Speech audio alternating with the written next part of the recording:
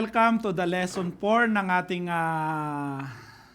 exegesis seminar. So this is relate the passage contextually. So naririnig na natin yung katagang context. Ano ba yung konteksto? Ano ba yung nilalaman? Ano ba yung main meaning, kabuuan ng mensahe o ng salita ng Panginoon na ating binabasa? So natakil na natin ito, yung unang tatlo. Read the passage like a pro, realize your subjectivity, retrace the historical background, at andito na tayo, relate to the passage contextually. Yan. When it comes to interpretation, ito po yung isang rules na sinasabi natin. Context rules. Madalas po nakikita natin na yung mga mensahes kung minsan, it is out of context. Masarap pakinggan, nakaka-touch sa puso, but when you study it, it is contextually wrong. Kumbaga, ibig sabihin, hindi yun talagang purpose kung bakit nasulat yung verse na yon. So, yun po yung sinasabi ng context rule. So, kailangan tama yung context ng paggamit natin sa mga verses when we are preaching or teaching. So, when it comes to context rules, makikita natin na ito po siya. So text, ano ba yung text natin na gustong ituro? So mag-uumpisa lagi tayo doon. So magse-select tayo ng verse. So that is the text. Then titignan natin yung immediate context. So yung mga nasa paligid niya. Then meron tayong tinatawag na major section. Meron tayong tinatawag na book context. At meron tayong tinatawag na same author. Ibig sabihin, may mga book sa Bible na iisa lang ang author. Kaya nga po sinabi natin, importante rin na malaman natin kung sino yung sumulat ng libro na pinagkukunan natin ng ating ituturo. And meron din kung nasaan ba siya. Is it on the Old or is it in the New Testament? Kasi makaka-apekto rin po ito dun sa context nung ituturo po natin. And this, kung titignan po natin, this is the tinatawag nating the whole of the Bible. Ito yung the whole of the Bible approach o yung tinatawag natin na looking for the logical context sa pag-aaral ng salita ng Panginoon. So pag sinabi nating text, it is the verse or verses na gagamitin natin. So yung immediate context niya, it is the paragraph division. So yung King James Version, wala po siyang paragraph division. Pero yung other translations like NKJV, NIV, di ba, meron na siyang title, di ba? So alam natin, based on that paragraph, makikita na natin agad yung konteksto. Then pag major section naman, ito yung buong chapter na. Ito ba yung nakapaloob sa buong chapter o may kasama pang ibang chapter? Book context, ito naman the whole book. Alam natin kung bakit sinulat yung the whole book of the Bible. Kagaya nga po, yung book of John, sinabi doon ano yung purpose niya, why it is written. Yung book of Jeremiah, makita rin natin pag inaral po natin yung introduction to the books of the Bible, makikita agad natin yung purpose why this book is written. Kaya, sabi ko nga, pag nagbabasa tayo ng Bible, wag lang agad sa verse. Minsan magbasa rin tayo ng introduction o yung tawag doon, information with regards to the book, kung kailan ito sinulat, sino sumulat, yung major context, major verses, para may idea tayo o may direksyon agad tayo tungkol sa pagkuha ng context nung ituturo natin. Pag sinabi natin same author, so sino yung sumulat, yung kanyang background, nabanggit na rin po natin kanina. Pag same testament, nasaan ba siya? New Testament, Old Testament. Kasi importante rin na makita natin, especially geographical, cultural, and historical background, dapat alam din natin kung nasaan ito. Kasi mostly, akala natin, makikita lang natin sa New Testament, pero the New Testament lang pala is quoting from the Old Testament verse. Madami po yan sa Bible. So, we go now. So ito lang po yung reminder natin, when we use the text out of context, then it becomes a pretext. Ano po yung ibig sabihin? Kapag out of context na siya, ibig sabihin dito na magsisimula, ito yung pinakaumpisa mo, lahat na ng kasunod nun is mali na. So do not use as much as possible, hindi as much as possible. Avoid using a text out of context. Yan. So, Philippians 4:19. So, ito yung tanong natin kanina. What is the context of Philippians 4:19? Anong sabi niya? And my God shall supply all your needs according to His riches in glory by Christ Jesus. So, ano yung tanong natin dyan? What is the context of Philippians 4:19? Basahin mo nga, TV, kung ano yung sinulat ni Kuya Jojo. Letter B, generosity of God's people. Tama? Generosity of God's people. Sino yung may iba pang sagot? Sino sumagot ng A? Kuya Bal, God shall supply the need of all. Para sa lahat, di po ba? Sino sumagot ng letter C?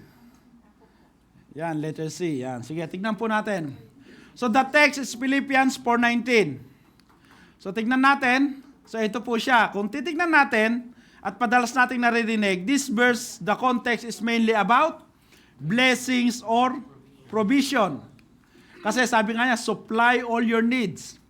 So supply, then we think again about the generosity of God. Kasi sino magsusupply? May God. Di po ba?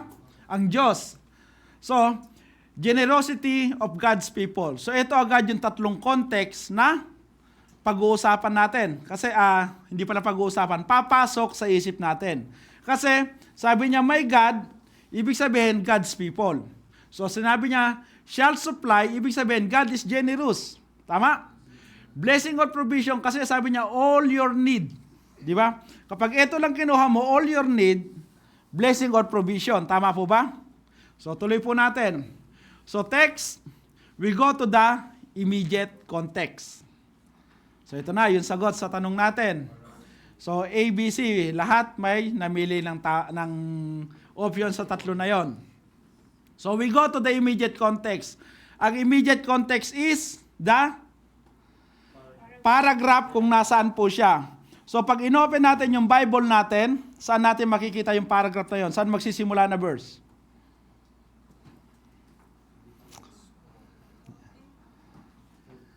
Sige po, yan. Magsisimula siya sa verse 10. So ito po kung minsan ang title niya, tama?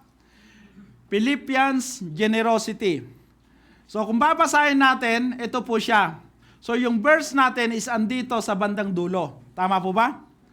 So ngayon, in order to get the context, sabi nga po natin, sino ba yung tinutukoy dito?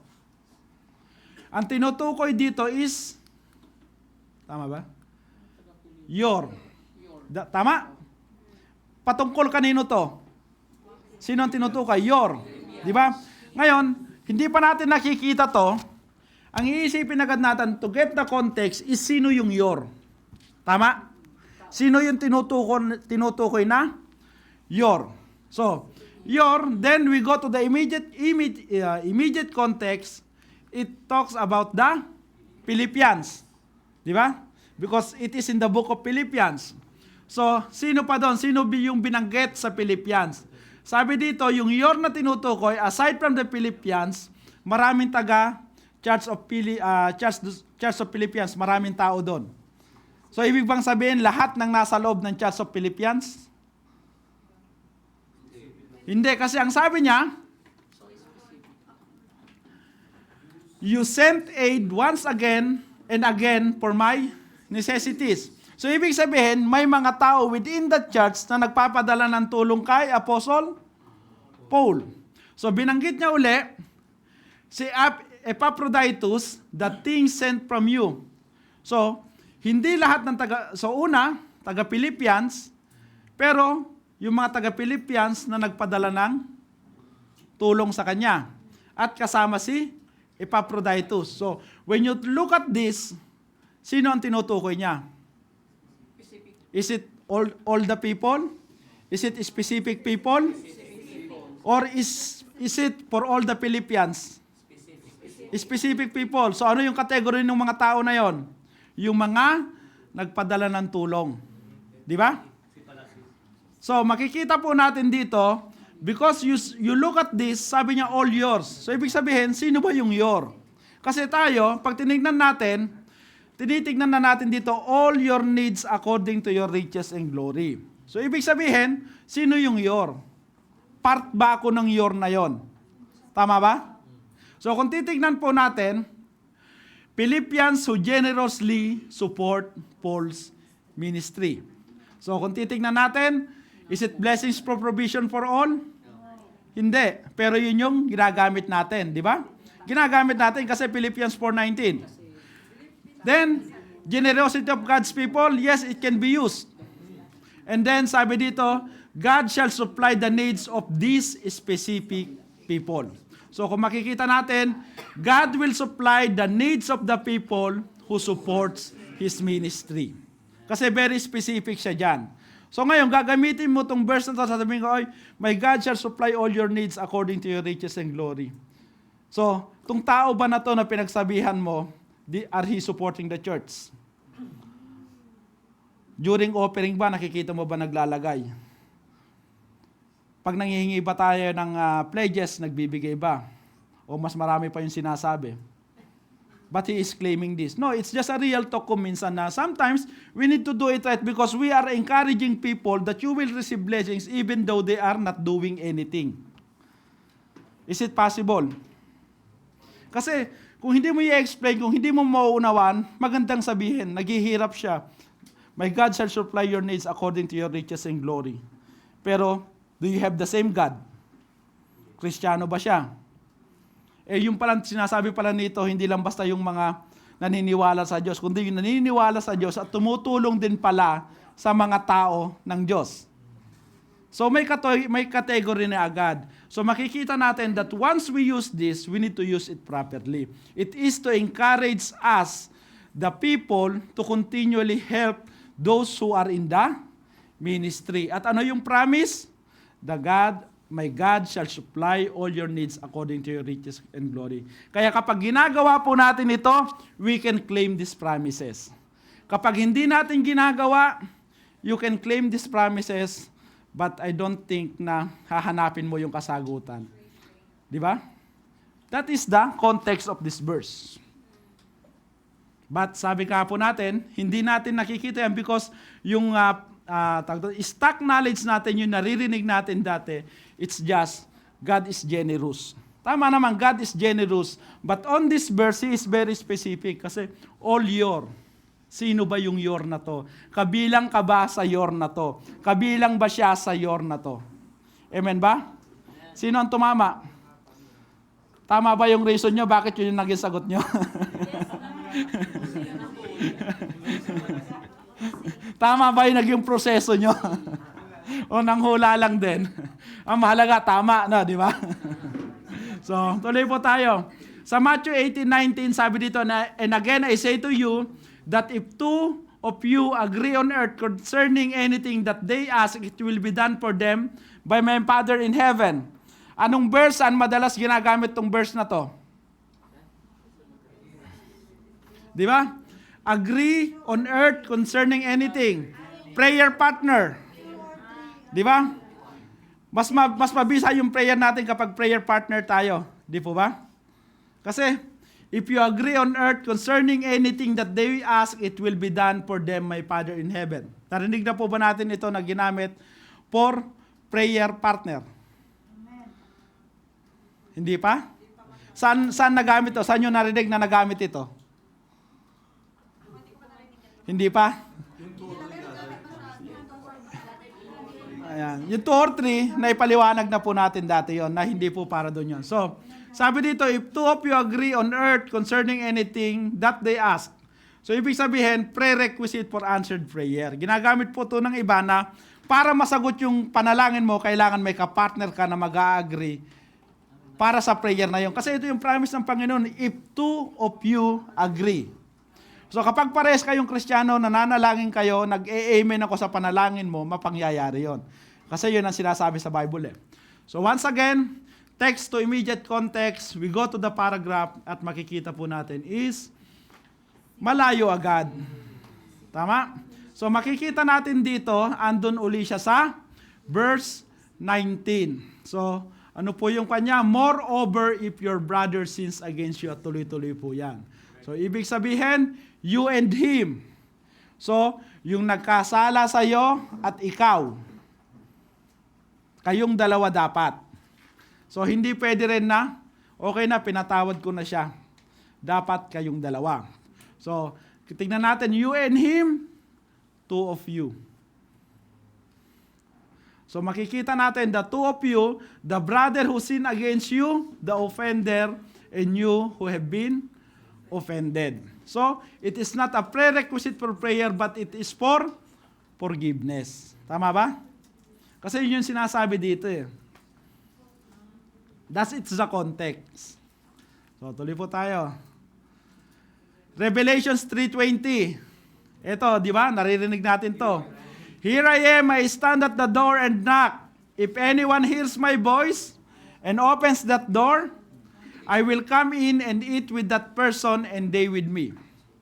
So, ang tanong natin dyan, para kanino ba ito? Whole church o individual church? Sino ang sumagot ng whole church? O for the individual in the church? Individual in the church. So, again, text, individual or non-Christian, Christian, whole church. Ito yung pamimilian. So, pag binabasa natin ito, if anyone, sabi, sino ba ang papasok sa if anyone? Any individual, non-Christian, Christian, or the whole church. So, i-apply din natin ang immediate context. Sabi daw, where is the paragraph division that contains verse 20? In what verse it start and ends? Buklat-buklat din tayo ng Bible natin. Yan. So, nagsimula siya sa verse 14 hanggang 22. Ano yung header? So, sino ang tinutukoy na to the church? All ba o individual? Individual kasi, sasabihin ng iba, individual yan kasi we are the church, hindi naman yung building. Pero ito po ba yung konteksto during that time? No. It speaks about the church in Laodicea. Kasi, kung titignan po natin, immediate context pa lang po yan ha.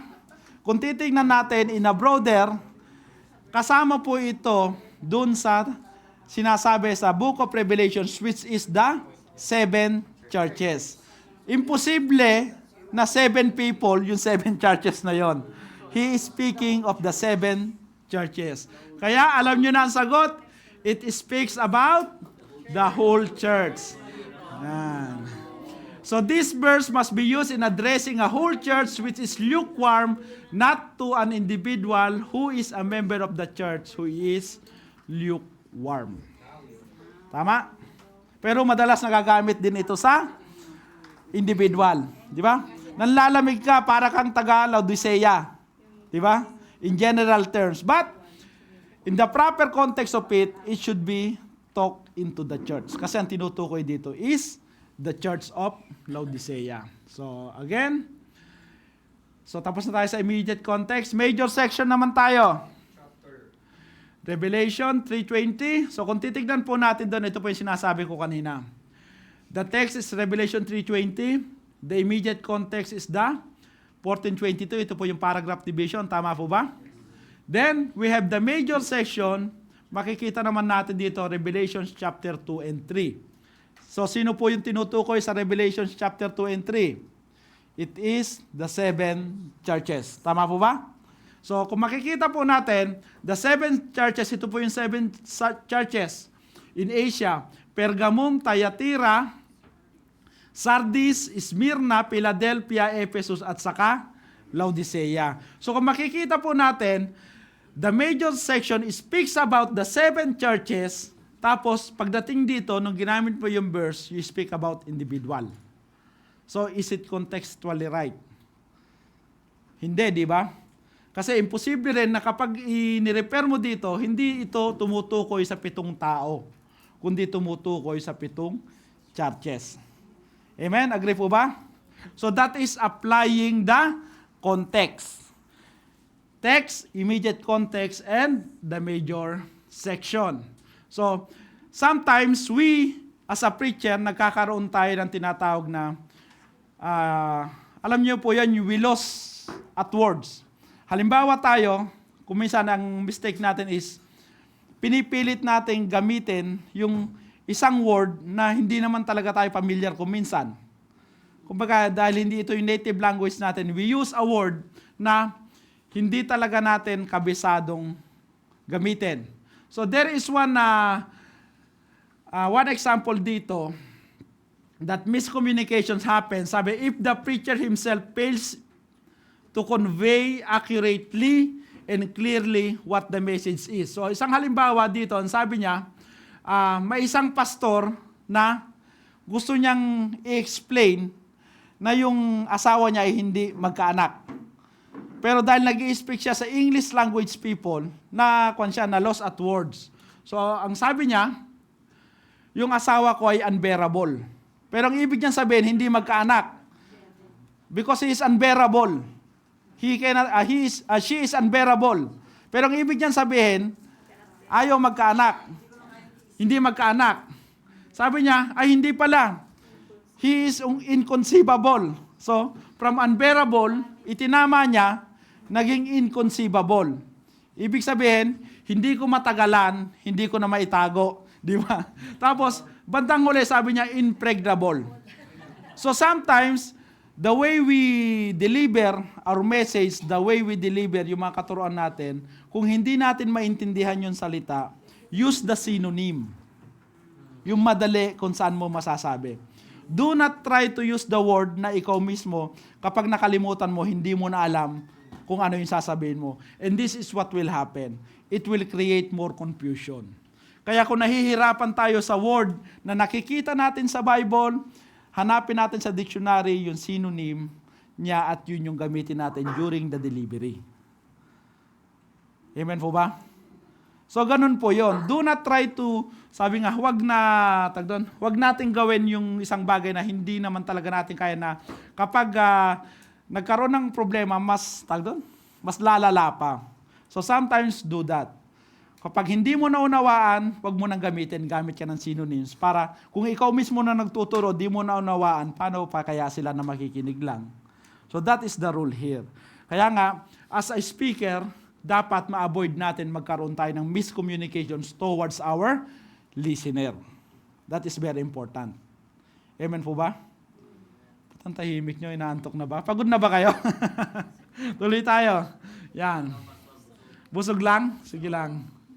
So, major context, book context naman po tayo. So, yun po siya. Yan. Ito yung sinasabi natin kanina sa John 20:30-31. Ano po ang sabi dyan? Pakibasa nga po.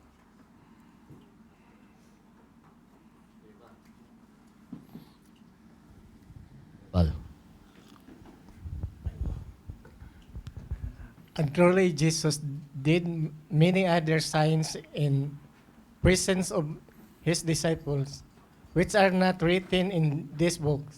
But these are written that you may believe that Jesus Christ, the Son of God, and that believing you may have life in His name. Thank you, Kuya Bal. So bakit sinasabi po na ito, yun is nagsasabi na the book context of the book of John is written so that you may believe that Jesus is the Jesus is the Christ, the Son of the living God. So titignan po natin, sabi dito, kung titignan natin, the book context is based on John 20:31. Kasi it's very clearly saying there, isinulat ang mga ito.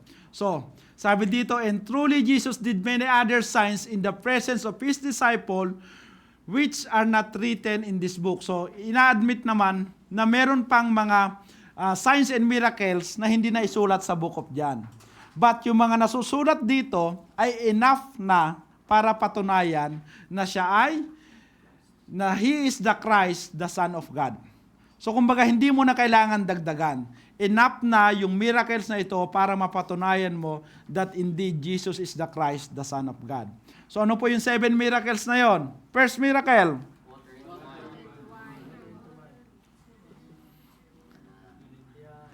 Yan po yung 7 miracles na ginawa ng ating Panginoon. At least may nagsasabi pa, the 8th miracle. Pero yung pang-8 kasi, that is, tawag doon, iba na yung konteksto po noon. So this is the 7 signs, miracles na ginawa ng ating Panginoong Jesus. These miracles, ginawa po ito, tandaan po natin kapag ginamit natin ito, the context is to prove that Jesus is the Christ, the Son of God. So wag tayong lalayo doon. Amen po ba? Because that is the book context. Amen? Iba na talaga paghapon na, mas tumatamlay ng mga tao. So, sabi ng mga iglesia ni Cristo, naniniwala po tayo, sinasabi nila, Jesus is just man. Tama po ba? Ate Sara, tama ba? Yan yung katuruan, di ba? Bakit po nila sinasabing Jesus is just a man? Kasi sabi niya, sa John 8:40, si Jesus mismo, sabi doon, but now you seek to kill me, a man. Di ba tama naman, a man? Ang tao, sabi, who has told you the truth, which I heard from God, Abraham did not do this. Sino po yung nagsabi nito? Ang ating Panginoong Jesus. Siya mismo nagsabi na siya ay tao lamang, ako ay tao lamang. Then, sabi niya rin sa John 4:6, sabi din dito, kung totoong Diyos ang ating Panginoong Jesus, bakit siya nakakaramdam ng kagaya ng nararamdaman ng ordinaryong tao? Bakit siya napapagod? Napapagod siya, therefore, tao lang siya. Yun po yung line of reasoning. And it is found in the Bible. Ano pa yung sabi nila? John 19:28. Sabi niya dito, nauuhaw siya. Diyos siya, nauuhaw ba ang Diyos? Tama po ba? Nakita po natin yung line of reasoning nila. Dahil si Jesus Christ ay napapagod, dahil si Jesus Christ ay sinabi niya na siya ay tao, na siya ay nauuhaw, these are all characters of a person. Kasi ang Diyos hindi nauuhaw, hindi napapagod. Tama po ba? Amen, di ba? So, kung iisipin mo, may punto sila, mapapaisip ka, oo nga, no? Di ba mapapaisip tayo? Tama nga naman sila. Kasi kung talagang Diyos siya, bakit napapagod siya? Bakit nauuhaw siya? But when we look at the book context, sabi nga po natin, these are written that you may believe that Jesus is the Christ. So the book context is telling you that Jesus is the Christ, the Son of God. So ibig sabihin siya ay Diyos. Pero pagdating dito, gagamitin mo yung nasa loob ng verse na yon to prove that He is not God. Is it logical? Di ba, kumbaga hindi mag-agree. So, sabi niya pa sa John 1:1-2, sabi dito, in the beginning was the Word, and the Word was with God, and the Word was God. He was in the beginning with God. Ang sabi niya sa verse 14, and the Word became flesh and dwelt among us. So, sino yung Word na naging flesh? So, kung titignan natin, on chapter 1 of the book of John, he already proved on these verses that He is the God from the beginning. How come, pagdating dito, isusulat ni John, sasabihin niya na hindi siya Diyos? Tama ang logic o hindi? Definitely hindi, kasi He already set the premise proving to you that He is God. So ano man yung mga kasunod nun, it will not contradict these things. But people can use, because of this, sabi nga yung selective verses, tinatanggal nila, they use it out of context to make people believe that Jesus Christ is just a man. Kasi they will use it out of context. Di ba, totoo naman, di ba? Kung Diyos siya, bakit siya napapagod? Paano mo sasagutin yon? Kung hindi ka nag-aaral, paano mo i-defend yon? Di ba? Because they pick something out of context and they use it as a pretext to question the deity of our Lord Jesus Christ. But if you go with this, the text, the immediate context, the major section, and the book context, makikita po natin that right from the very start, nakaset na pinatunayan na sa Book of John. So, hindi na nila pwedeng gamitin to. There is no contradiction in the Bible. There seems to be contradiction lang kasi they take these verses out of context.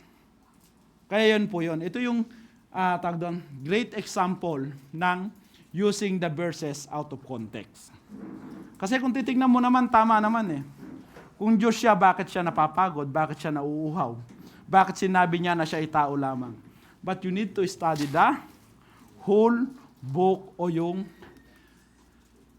context niya. So sabi dito, why would the Spirit of God inspire John to write in the beginning of this book who the Word is? Di ba? Ito yung umpisa niya, John 1:1. The Word, and the Word was God. So 14, the Word, ito pa rin siya eh. The Word was God, the Word became flesh and dwelt among us. Sino ito? Si Jesus Christ. So it's very clear. So nga po, the Word became flesh, is he referring to the God the Father? Hindi. To the Holy Spirit? Hindi rin. Who in the triune God nature of God becomes flesh? Jesus Christ. So therefore, hindi po valid itong mga reasoning na yan kasi it is just simply out of context. Amen po ba? Tuloy po tayo. Now, same author. So halimbawa, kailangan din natin tignan ano bang libro, ano bang book sa Bible yung sinulat pa ng author na to.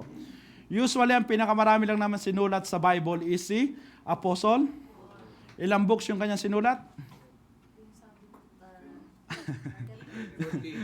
14.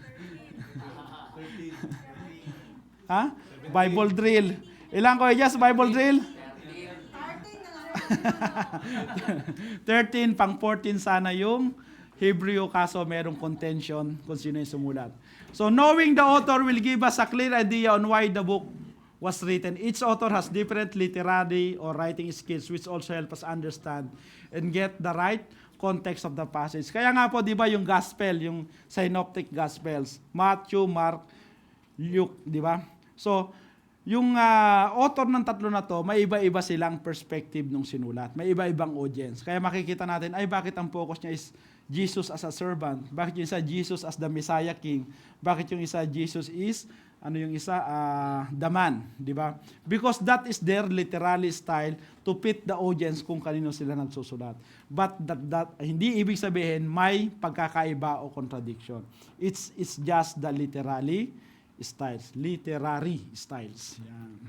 So, what if some books did not clearly stated what is purpose o kung sino yung sumulat talaga? Isa dyan is yung Book of Hebrews. Hindi pa talaga na-establish kung sino ang sumulat. But the major consensus is si Apostle Paul ang sumulat po nito.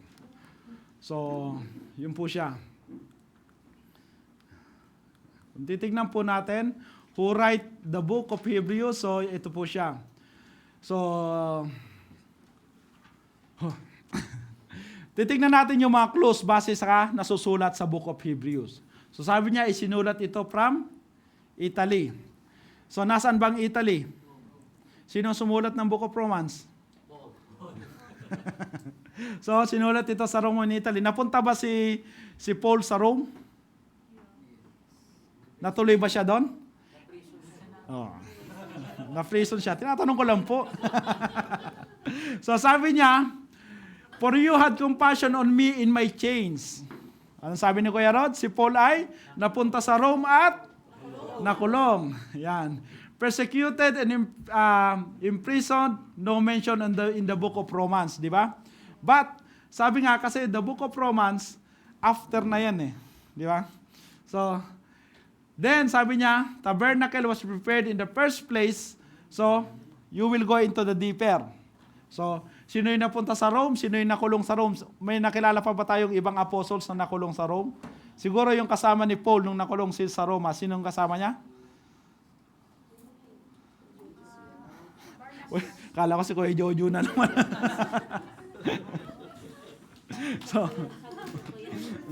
So kung titingnan natin yung timeline, dito po yung Book of Romans. So sabi nga niya, before 55 AD na isulat yung Book of Romans. So 70 AD, yung temple na dinescribe dun sa Book of Hebrews. During this time is the Emperor Nero at dito po yung napugutan si Apostle Paul. So kung titignan natin, kailan ba isinulat yung Book of Hebrew? Is it in this timeline? Or is it here? Or is it here? So doon po natin makikita kung sino yung sumulat. So it will take more studies. At hindi ko po sinabi diyan kung sino. Yan. Pero yan lang po yung power of observation. Ibig sabihin, we need to really study. And based on these clues, makikita natin. And sabi nga yung consensus, it is Apostle Paul who wrote the book of Hebrew. Yan. So, sa mga hindi pa po nag-takes ng HATV, ito po yung mga author ng books of the Bible. Yan, si Genesis, si Moses sumulat ng 4 na books. Yan, yung historical books, ito kasi mga scribes ang sumulat nito eh. Kaya unknown pa sila. Yan, si Esther, unknown din ang author. Job, unknown. Psalms, kita po natin iba-iba yung sumulat ng Psalms and Proverbs. Pero yung Ecclesiastes, saka Songs of Solomon, si Solomon po siya. So yung iba, andyan po, very clear na kung sino yung sumulat. So ito po, yung Psalms and Proverbs, kung ilan po yung naisulat nila. So that is the Old Testament. And in the New Testament, ito naman po siya. Yan. Matthew, si Mark, yan, si Luke, si Acts, si Luke pa rin po. Ito po yung sinulat ni Paul. So yung Hebrew, sabi nga pa kaya nilagay po natin yan, si Paul o unknown. So James, the brother of Christ, yan. Si Jude, yan, si Jude din po ang sumulat po niyan. So Revelation, si Apostle John. Okay po, napicturean na? Yan, let's go. So, kung minsan din po, gamitin din po natin bukod sa interlinear, gagamit din po tayo ng concordance. So, sino po yung gumagamit nito? Yung sa likod ng mga Bible, di ba? May mga letter. Halimbawa, H, happiness. Ang topic mo is happiness. So, nakasulat ngayon doon kung saang verses mo siya makikita sa Bible. Di ba? Kung halimbawa, happiness siya, makikita mo siya as letter H lang. Halimbawa, itong spreading. So, dito sa Luke 13:57, makikita mo siya as letter S, ibig sabihin ito yung spreading. So, kung minsan ginagawa natin yan when we do the topical preaching or teaching.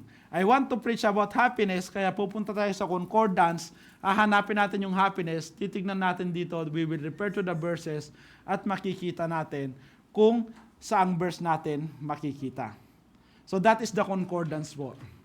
So, sabi dito, a helpful tool, helpful in learning the definitions. So, ito rin po siya, concordance. Ito naman po yung, tawag doon, Hebrew and, tawag doon, Greek words.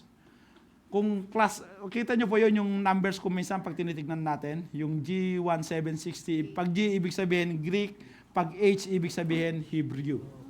So, yun po siya. 6779, makikita po natin siyang gano'n. Pero mostly dito, because this is New Testament, pag New Testament, automatically Greek po siya. Pag Old Testament, Hebrew. So, magagamit. Mostly yung mga Bible na malalaki, meron po yan sa likod. Di ba? O, hindi tayo maabot sa likod. Maraming tools po sa likod ng Bible na pwede natin gamitin. Yan. Oh. Concordance will not let you tell the context. Tandaan po natin it will not tell you the context, it only shows the verses where the word is used, kung saan lang ginamit. So, tandaan po natin kung minsan, same author, sabi dito, if two authors uses the same word, they could be using it in different tenses. So, Romans 4:4-5. Yan, ito na, yung pangatlong tanong.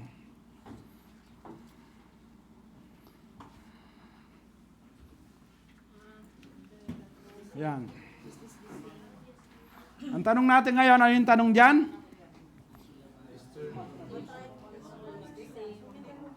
Kuya Mike, ano sagot mo? Parehas ba? Hindi?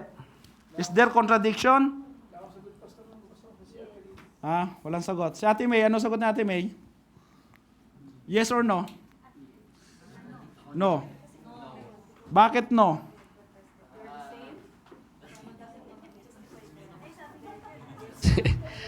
Parang glinance ko lang sa pastor. Dun sa first Romans 4:4-5, yes, it mentioned the word works, wages, gift. But ito, pag inisip mo as obligation, sabi niya, wages are not credited as gift but as an obligation. Amen. Okay. Now, ngayon, kung sino ang who does not work by trust, sabi niya, to the one who does not work by trust, God who justifies ungodly, their faith is credited. Dito ako naguluhan. Sige. Okay. It refers to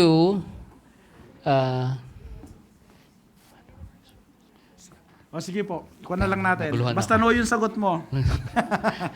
una yes pero but after that nung pumunta ako dun sa James, sabi ko the same refers to a person who is having faith and how can he have the right faith. Kasi sabi dito, faith without deeds, kino-compare niya sabi niya, kung ako, mag-compare tayo, sabi niya, show me your faith without deeds, and I will show you my faith by deeds. So, binibigyan emphasis dito, yung ano ba yung tamang faith na merong deeds, ano. So, No ang sagot mo. In short, no ang sagot mo. Sino ang sumagot ng yes? Ate V, sino pa? Yan. Ate Jen, Kuya JM, yan, yung iba no. So tingnan natin. So dito ang main word is works and faith. Tama po ba? Works and faith. Dito faith and deeds. Pero parehas naman yan eh. Synonymous naman yung works sa deeds, di ba? So they are talking, kung titingnan natin, there is some contrast. Tama po ba?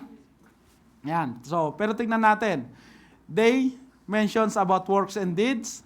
They mention also about faith. So, titingnan natin yung tamang exegesis po nito.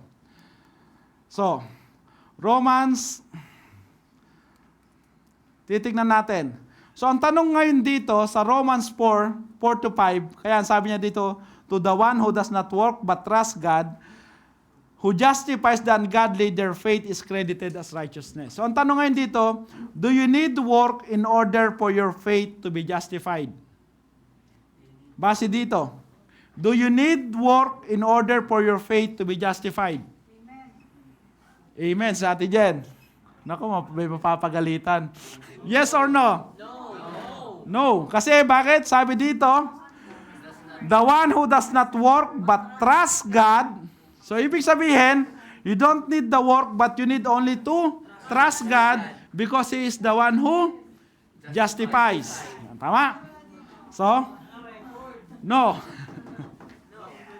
So, dito naman, we will do the same questions. Do you need work in order for your faith to be justified? Same questions pa rin. But to use this verse, sabi dito, naging tanong, can such faith saves them? Yan. So it's the same question, so we will answer it with the same answer, that is no. So paano ngayon? Kasi dito ang sabi niya, can such faith save them? Sabi niya dito, if someone claims to have faith but has no deeds.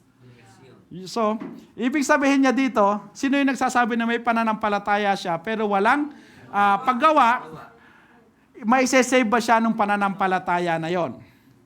So, yung sa iba, no. Kasi dapat pag may faith ka, dapat may gawa ka. So, ibig sabihin, kapag hindi ka gumawa, hindi totoo yung faith mo. Tama? Yun po yung narrative. Tama? So, parang may contradiction. But it's still a general question for us as a Christians, ano man yung sabihin, we do not need work in order for our faith to be justified. So, tignan po natin ha. Sabi ni Paul, we are saved by faith and not by works. Tama? Diba? Because it's God who justifies. Tama? Gets po natin? Sabi ni James, we are saved by faith plus works. Tama? Kasi yung tao na nagsasabi na may pananampalataya siya pero walang paggawa, kaya ang narrative, parang sinasabi ni James is we are saved by faith plus works. Because if you have faith, you need to prove it by your works. Tama, di ba yun sa James? So, kaya nga po, tandaan po ang what people think. Ito yung iniisip ng mga tao. Hindi ko sinasabi na ito na yung sagot ha. What people think. So, expound pa natin. So, ang tanong ngayon, who justifies our faith? Is it man or God? God. Kasi sabi niya, but trust God who justifies the ungodly. So, ibig sabihin, yan. Sige po. Nawala ako, sorry. So, dito, kung titingnan natin, faith, deeds, ang sabi dito, there is one thing na sinasabi dito, show me your faith. So ngayon ang tanong, who is the me? Man or God? Sino yung nagsasabi na show me? Sino ang author ng James? So anong sinasabi ni James? Ipakita mo sa akin. Because God do not need to tell you to show me your faith. But it is James telling, show me your faith. Kasi tao lang ako, kailangan kong makita yan sa buhay mo. Tama? So dito makikita natin, sinasabi ni Paul na it is God who justifies. It is not man who justifies. But dito sinasabi ni James, ipakita mo yung pananampalataya mo. So ibig sabihin, halimbawa sabi ko kay Kuya Jack, ipakita mo yung pananampalataya mo. I need to see it from you. Tama? So does it mean na kailangan mo nang gawa? No, you just need to show it to me that you have faith. Prove to me your faith. Prove to me. Kung may pananampalataya ka, syempre ipapakita mo rin naman. Hindi mo pwedeng sabihin na si Lord lang nakakaalam. Dahil tayong nag-uusap eh. Di ba? So this is the discussion with James. So kaya nga po, kung makikita natin, Paul says, how to know you are a Christian. To know you are a Christian is you put your faith into God who justifies you. Tama? Yun yung salvation. It is by your faith through grace. It is by grace through faith. Tama? Sabi naman ni James, how to show you are a Christian. So, ibig sabihin, kung Kristiyano ka, dapat nakikita sa gawa mo. Kaya niya sinasabing, faith without action is dead. It does not refer to your salvation, but it's telling you that if you are indeed saved, dapat nakikita yung resulta sa buhay mo. There is contradiction? Wala. Ate Jen, may contradiction? Wala.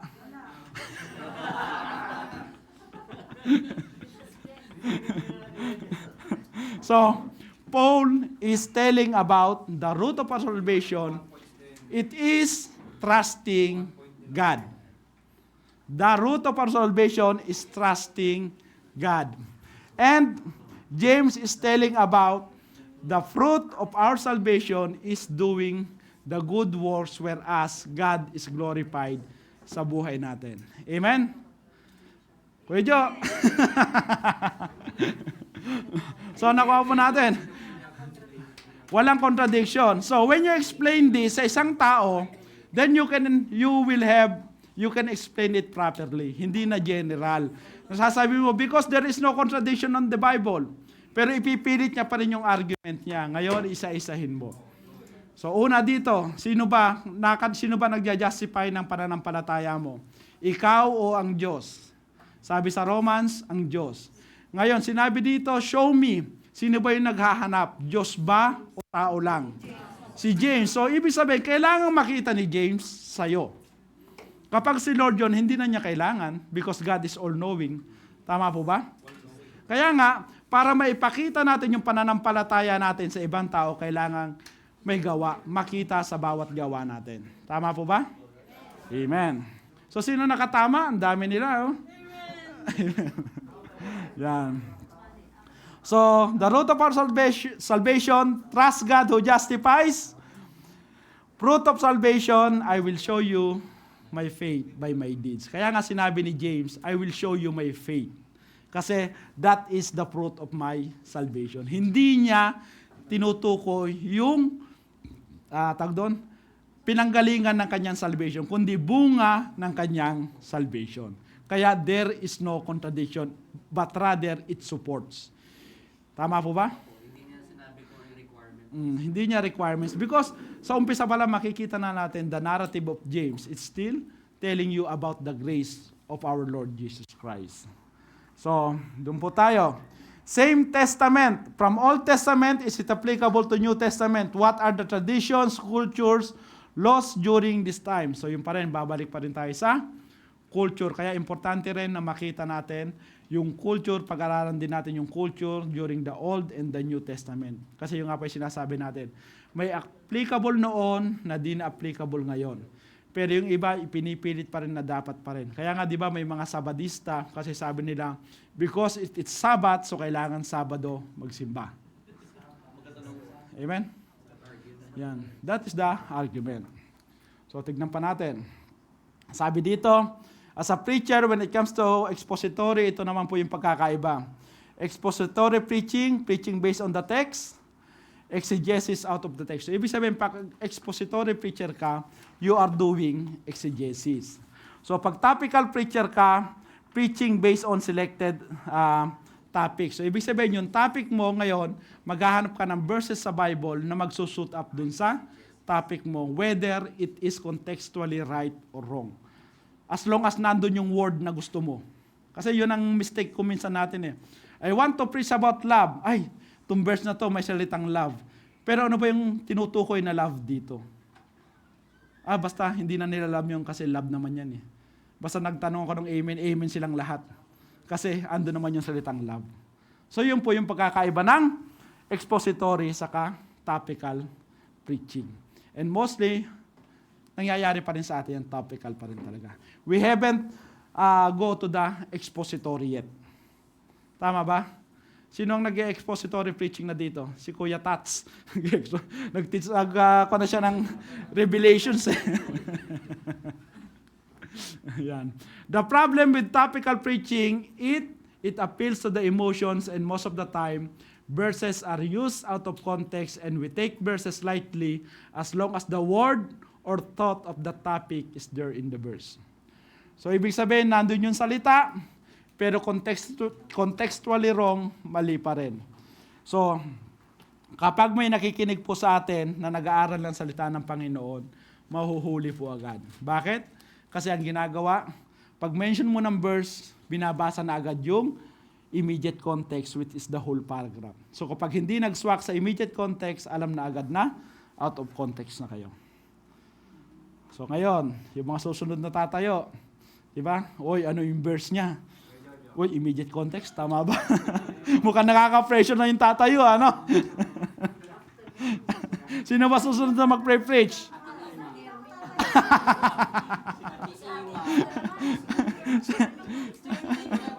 Ikaw ba, Ate Ima? 29 ka. Si Ate Nora. Yan. So, Colossians 2:16 to 17. Sabi dito, therefore, do not let anyone judge you by what you eat or drink or with regards to a religious festival, a new moon celebration, or Sabbath day. These are a shadow of the things that were to come. The reality is, however, found in Christ. Ano naman po yung pinupunto dito? So, sabi nga natin, meron pang nag-a-adhere dun sa mga festivals during the Old Testament na ina-apply pa rin nila hanggang ngayon. So sabi dito, there are certain things in the Old Testament that is no longer operational in the New Testament. Everything that we have on the Old Testament is the shadow of the things that are to come. Ibig sabihin, kwan lang yun, tapos na yon. So we are now waiting for the things to come, which is the second coming of our Lord Jesus Christ. So makikita po natin, merong tinatawag na 7 Feasts of the Lord. So, meron tinatawag na Spring Feast, meron tinatawag na Autumn Feast. So, yung una, fulfilled at Jesus' first coming. Noong nagkatawang tao ang ating Panginoong Hesus, na-fulfill na lahat na ito. But meron pang feast na inaantay na mafulfill naman during the second coming of our Lord Jesus Christ. So, ano-ano ba ito? Passover, na fulfill ito during the crucifixion. So ito po yung month niya. Unleavened bread, the feast of the leavened bread, the feast of first fruits, and the Pentecost. Na-fulfill na po yan lahat during the incarnation of our Lord Jesus Christ. So ano pa yung inaantay natin? So sabi dito, peace gap, period fulfilled by church age. So, yan. Ano pa yung inaantay natin? Yung feast that will be fulfilled kapag nandito na yung ating Panginoong Jesus. Una, Feast of the Trumpets. Ano yung Feast of the Trumpets? Meron yan sa kan. Saan yan, bro? Di ba? I-blow yung trumpet, di ba? Yung pagdating. Tama? Ayan. 7 trumpets, yan. Atonement. So, ibig sabihin, He will judge. He will save yung remnants. And then, the Feast of the Tabernacles na kung saan, yun na yung the kingdom will be established. The reign of Jesus will be established. So makikita natin, yung Nisan, hindi po ito yung sasakyan, kundi ito po yung buwan between March and April, yung Sivan between May and June, yung Tisri between September and October, at kung makikita po natin, ito po yung Jewish calendar. Yan. Kaya makikita po natin dito, ito po yung month niya, ito naman po yung sa ating Gregorian calendar. Yan. So, Psalms 51:10-14. So ito yung sabi niya dito, sabi ni David, "Do not cast me away from your presence and do not take your Holy Spirit from me." So during the Old Testament, sinabi ni David to, "Do not take away your Holy Spirit from me." So, sa panahon natin ngayon, pwede pa ba nating ipag-pray ito? Do not take your Holy Spirit away from me. Bakit? Amen. Praise God. Kasi, ang sabi sa atin, sabi, who is the guarantee, sabi dito, the Holy Spirit of promise, who is the guarantee of our inheritance until the redemption of the purchased possession to the praise of His glory. Ibig sabihin, nasa sa atin na yung Holy Spirit until the second coming of our Lord Jesus Christ. Kaya nga, yung sinasabi ng iba, yung nawawala yung kanilang kaligtasan, hindi po ganon. Kasi claim nila na once they are saved, darating ang Holy Spirit. Pag nagkasala sila, tumalikod sila, nag-backslide sila, aalis yung Holy Spirit, tatanggap uli sila, babalik uli yung Holy Spirit, magkakasala uli sila, aalis uli yung Holy Spirit. Hindi po ganoon yung Holy Spirit. Isa lang ibig sabihin nun, ibang spirit po yung pumapasok sa inyo kapag ganon. Spirit of the glass. Oh. Kasi kung Holy Spirit sabi nyo, pinagloloko mo na ako eh. Di ba?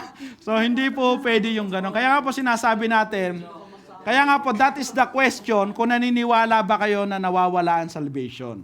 The promise is, if you truly receive Jesus Christ as your Lord and personal Savior, hindi nawawala yung salvation. Kasi yun yung pangako niya. Until redemption comes, nasa sa atin ang banal na Espiritu. Unless, hindi talaga totoo. Feeling mo lang nasa yung banal na Espiritu. So yun po yun. The Bible is teaching na hindi po labas-pasok sa katawan ng tao ang banal na Espiritu. Imposible po yun. So, yan. Sabi dito, you were sealed until the redemption. So, sabi dito, we are reminded to be careful. We can use all the Bible as long as we make sure that we are using and preaching it in the right context. Kaya nga po, sabi natin, context rules. Praise God.